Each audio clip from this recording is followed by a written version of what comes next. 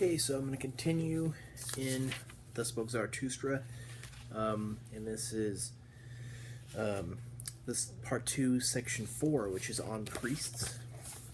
And this, hold on, I'll be right back. There are 2 books I want to show you.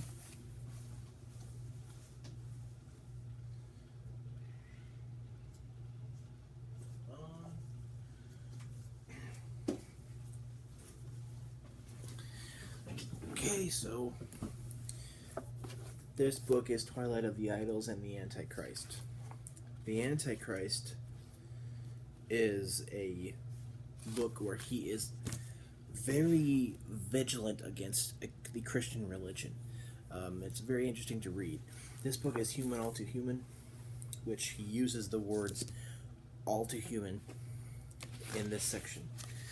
And on priests, this whole section is talking about how he has sympathy for priests and people who look at the idea of a redeemer or of God. And he's thinking about how God is a sort of a image of pity a little bit, and how God doesn't have a true love for people, but of pity. And in the previous section, he talked about how pity is just you're doing harm to somebody if you're openly pitying them, pretty much. And I did a video on that section, which was section 3, part 2. So he says, here are priests, and though they are my enemies, pass by them silently and with sleeping words. Among them too there are heroes. Many of them have suffered too much, therefore they want to make others suffer. I am moved by compassion for these priests. I also find them repulsive, but that matters least of all to me, since I have been among men. But I suffer and have suffered with them. Prisoners they are to me, and marked men. He whom they call a redeemer has put them in fetters. And being put in fetters is it just that you are, I guess it's kind of hard to, I should probably look that up and have a better, more accurate definition of that, but being put in fetters means that you're restless and not in any state of joy, as we saw previously, that one should learn how to feel more joy. In fetters of false values and delusive words, would that someone would yet redeem them from their Redeemer. Would that someone yet redeem them from their Redeemer. Interesting. Now, personally, I am a Christian, and I do believe in this Redeemer that Nietzsche talks about. And however, I still do love Nietzsche's work. I admire his vigilant speaking out against the Christian religion. I don't agree with it, but I admire it. The Antichrist, I do not admire as much. I feel like the Antichrist is much too. I mean, I like to read that book, but I feel like this and his other works, which do speak out against the Christian religion, I feel like are much more nice writings and much better to read, I guess. Even though I don't agree with this, I think it's just a great writing, and it doesn't really. I mean, if I met Nietzsche, I would pretty much talk to him and be very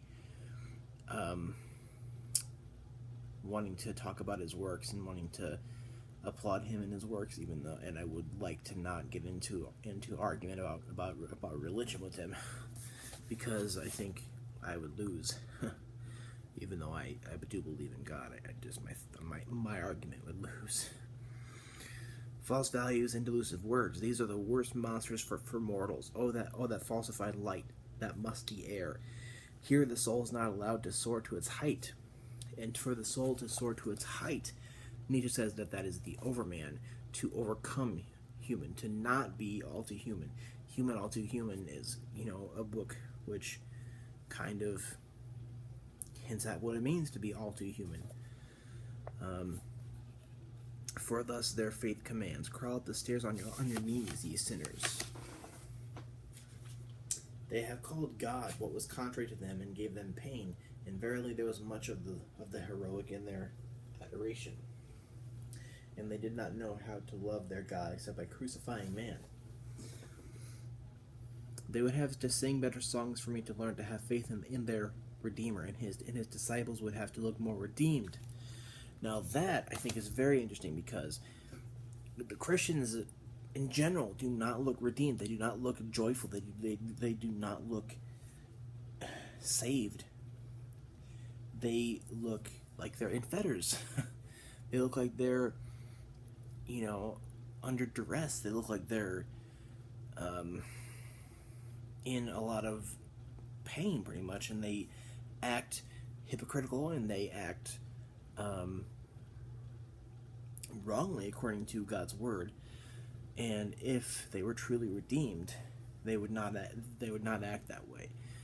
Now it's difficult to take God's word and to be truly redeemed and to be saved. And I've done that before, and yet I fall in and out of it, because it's not easy to continue to stay redeemed in God's word. You fall into the ways of the world, and you basically get lost. And I don't blame those Christians, but they on the whole do not look redeemed, and I'm with him on that. Never has there yet been an overman. Naked I saw both the greatest and the smallest man. They are still all too similar to each other. Verily, even the greatest I found all too human. Thus spoke Zarathustra. I think that is a great section to read. I think anybody who's into philosophy should get this and read this, because it's just a great book. So, if you would like to jump into the discussion, or would like to say that I left something out or messed something up, or would like to ask a question and talk about this more, comment below.